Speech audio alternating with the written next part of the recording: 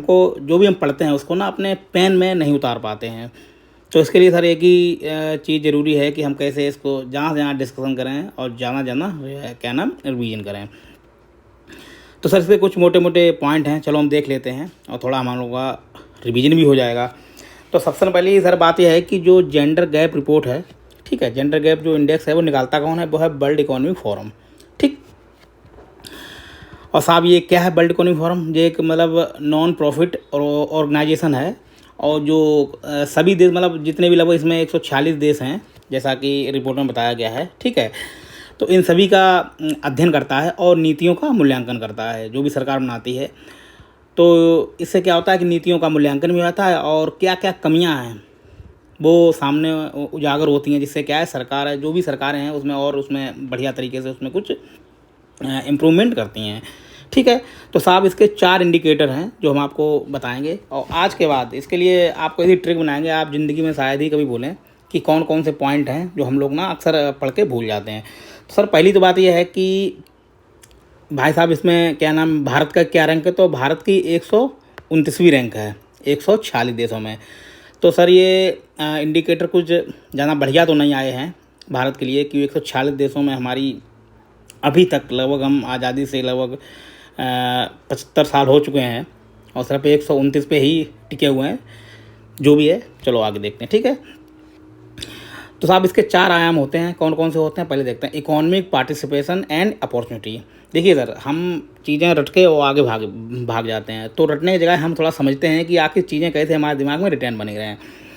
यहाँ पे जब भी ये शब्द आए कि इकोनॉमिक भागीदारी, इसका मतलब ये होता है कि साहब जैसे इसका नाम ही है कि जेंडर गैप रिपोर्ट, जेंडर मतलब महिला और पुरुष, ठीक है, दोनों में जो भी अवसर हैं समानताएं हैं कहाँ कहाँ पे गैप है।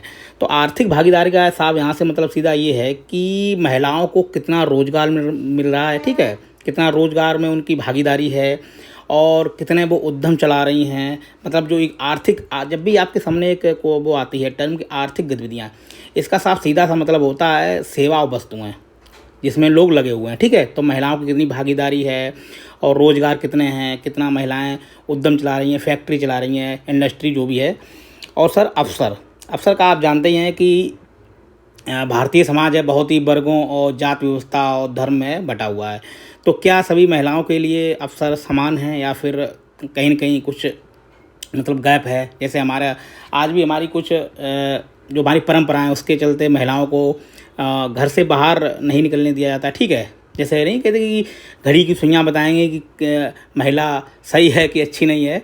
तो ये है कि अगर कोई महिला अगर 10 बजे या 9 बजे की बात आती है तो उसका चरित्र सही नहीं इस टाइप से। तो अवसर कितने हैं ये ज़रूरी है कि महिलाओं को जो जॉब वगैरह जो सृजन हो रहा है उसमें महिलाओं का कितनी भागीदारी है, उनको अवसर समान रूप से मिल रहे या नहीं है, ठीक है। इसमें ये हो गया। जब भी आए आर्थिक भागीदारी, इसका मतलब होता है रोजगार, श्रम, दुनियादारी, सब ये।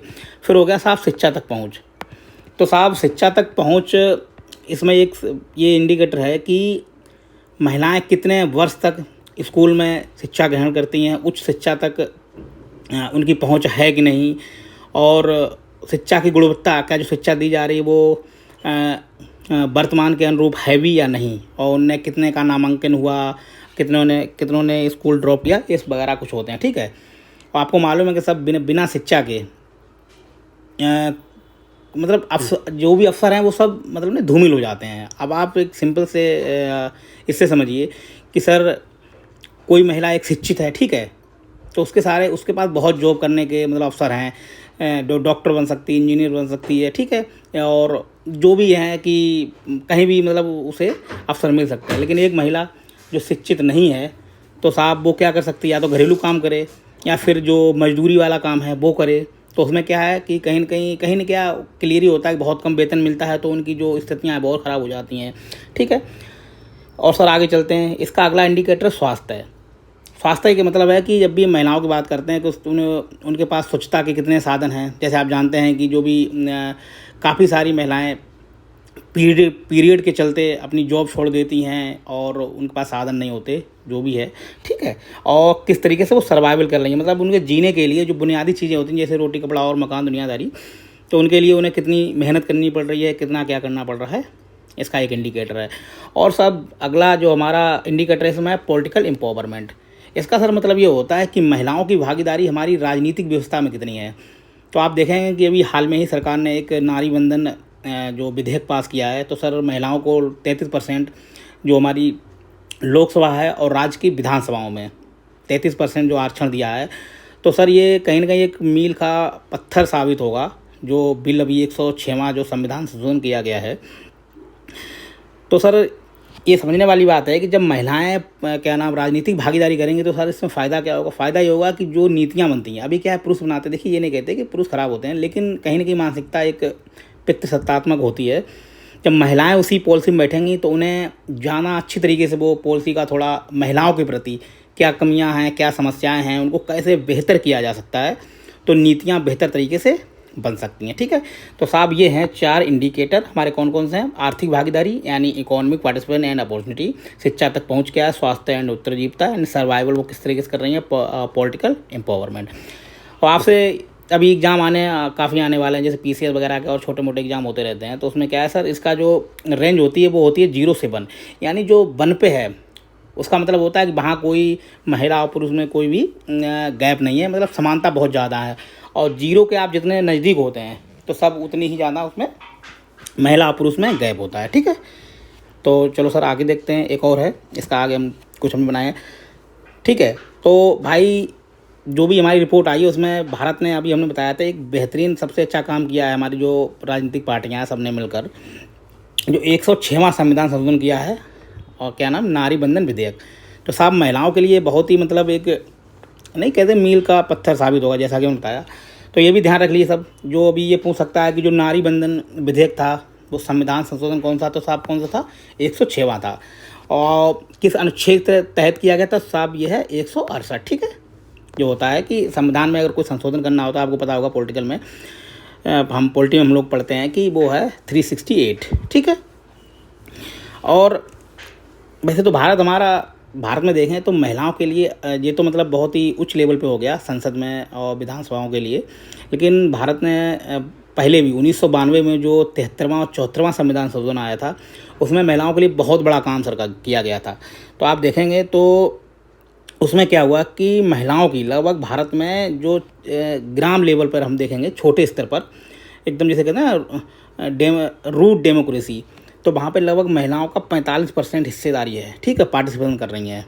तो आप ये जब भी आए क्या नाम कोई अब सर इम्प्लीमेंटेशन क्या नाम वो आप कैसे लिखेंगे, ठीक है, हम रख तो लेते हैं। तो साहब अगर कोई भी सवाल आए महिलाओं से मुद्दा अगर कोई आता है कभी वही क्वेश्चन, तो आप इसमें ये लिख दीजिए कि ये हमारी स्थिति है, इसके लिए भारत क्या कर रहा है। तो आप ये लिख सकते हैं कि अभी संविधान संशोधन किया गया है उस सीमा। ठीक है, कोई भी जीडीपी की बात आए, अब साहब बात यह है कि जो हम सपना संजोए बैठे हैं कि हमारी जो जीडीपी होगी 5 ट्रिलियन की, तो साहब ऐसे ही नहीं वो होने वाली है। आपको ये पता होगा कि महिलाओं की जो स्थिति है भारत में वो लगभग आधी है, और यदि आप आधी जो रोज़गार भागीदारी है, श्रम बल है, अगर उसको जीडीपी से मतलब रोज़गार से बाहर रखते हैं, तो आप सोचिए कि कैसे हम 5 ट्रिलियन इकोनॉमी बन पाएंगे। आप दूर ना जाइए, अपने घर में ही सोचिए। अगर आपके घर में जैसे माता पिता हैं, ठीक है, अगर आपके पिता सिर्फ जॉब कर रहे हैं तो साहब घर पे जाना भार होता है। ठीक है, हम बहुत ही सोच के खर्च करते हैं, पैसे की थोड़ी तंगी रहती है। अब आप खुद सोचिए कि अगर माता पिता दोनों कमा रहे हों, तो वो नहीं कहते कि डबल इंजन की सरकार, तो वैसे ही वो सिर्फ छोटे लेवल पे आप देखिए घर में, और वैसे ही है बड़े स्तर पर, राष्ट्र के स्तर पर। जब महिला पुरुष बराबर रूप से भागीदारी करते हैं तो साहब इकोनॉमी ना ऑटोमेटिक भागने लगती है। ठीक है, अब साहब इसकी ट्रिक कैसे याद करेंगे, हम लोग भूल जाते हैं कि इसमें क्या क्या इंडिकेटर हैं। तो सर इंडिकेटर ये है हेल्प। अगर आपने याद कर लिया तो मैं गारंटी बताता हूँ आप कभी नहीं भूलेंगे। देखिए हेल्प से क्या हो गया, हेल्थ। ठीक है, इसमें 4 इंडिकेटर हैं। एच से क्या हो गया, हेल्थ। ई से क्या हो गया, एजुकेशन। और एल से क्या हो गया, लाइवलीहुड, यानी आपका रोजगार में क्या भागीदारी है। और पी से क्या है, पॉलिटिकल पार्टिसिपेशन। ठीक है, ठीक, ये इससे आप क्या है बेहतर तरीके से याद कर सकते हैं और कभी भूलेंगे नहीं, मुझे ऐसा लग रहा है। तो इसमें ये भी पूछ सकता है कि भाई जो रिपोर्ट निकाली गई है उसमें नंबर 1 पे कौन है, वो है साहब आइसलैंड। तो इसमें कोई दो राय नहीं कि जो नॉर्डिक कंट्रीज़ हैं वो लगभग वही 1 पे या फिर 4 पे रहती हैं। तो देखिए वहाँ पे जनसंख्या साहब बहुत कम है, हमारे पास इतनी जनसंख्या है भयंकर तरीके से। अगर देखें तो उधर जो नॉर्डिक कंट्रीज़ हैं तो लगभग 20 देश बन जाएंगे। ठीक है, तो ज़्यादा टेंशन लेने की बात नहीं है, धीरे धीरे काम किया जा रहा है। और रोज़गार के लिए आपने देखा हो कि महिलाओं के लिए स्वयं सहायता समूह बनाए जा रहे हैं, ठीक है, आजीविका मिशन के लिए, जिससे धीरे धीरे स्थिति जो जेंडर गैप है, मतलब जो महिला पुरुष में गैप है, वो धीरे धीरे कम किया जा रहा है, ठीक है। तो आप एक दो और देख लीजिए कि अच्छा, एक क्वेश्चन बहुत आता है कि 5 ट्रिलियन इकोनॉमी रुपए में कितनी होती है। तो साहब मैं आज से सर्च कर रहा था, तो 1 ट्रिलियन बराबर 1 ट्रिलियन बराबर होता है 1 लाख करोड़ रुपए, ठीक है। और वर्ल्ड इकोनॉमी जो फोरम है वो कौन कौन सी और एक और रिपोर्ट निकालता है, सब ये होता है ग्लोबल रिस्क रिपोर्ट, ठीक है। आपसे पूछ सकता है तो साहब ध्यान रखिए। और एक और होता है the future of the job report, ठीक है। यानी जॉब की क्या है, मतलब जो कार्य क्या रोज़गार हो रहे हैं, इसमें महिलाओं की क्या स्थिति है, क्या कार्य स्थितियाँ हैं, कितनी उन्हें सुविधाएं मिल रही हैं, ये वगैरह सब पूरे मतलब उन्हीं को देखकर निकालता है, ठीक है। तो अब सबसे अच्छी बात है कि आप इसको कैसे लिखेंगे, कोई भी क्वेश्चन आए, अगर आप कोई PCS है या छोटे मोटे एग्जाम दे रहे हैं जिसमें डिस्क्रिप्टिव टाइप का होता है, तो ये रिपोर्ट डाल दीजिए। मैं गारंटी बता रहा हूँ साहब, कम से कम 0.25 नंबर एक क्वेश्चन में आपके बढ़ ही जाएंगे। अब आप कहेंगे कि आप 0.25 से क्या होता है साहब, 20 क्वेश्चन लगभग होते हैं, तो एक एक नंबर से सिलेक्शन रुकता है साहब, ठीक है।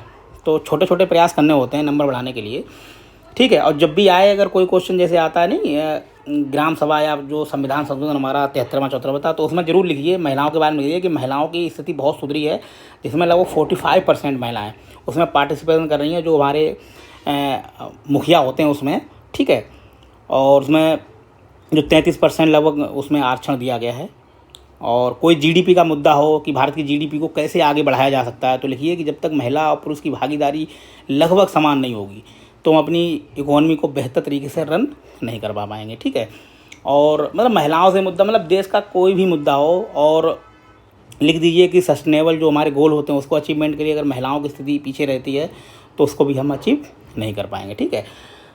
तो ये 2-3 कुछ चीज़ें थी, ठीक है, आपने पढ़ी साहब। और एक और रिपोर्ट है, अभी जो प्रेजेंट पार्लियामेंट में हमारी स्थिति क्या है, महिलाओं की जो रिप्रेजेंटेशन क्या है, लगभग 50% है, ठीक है।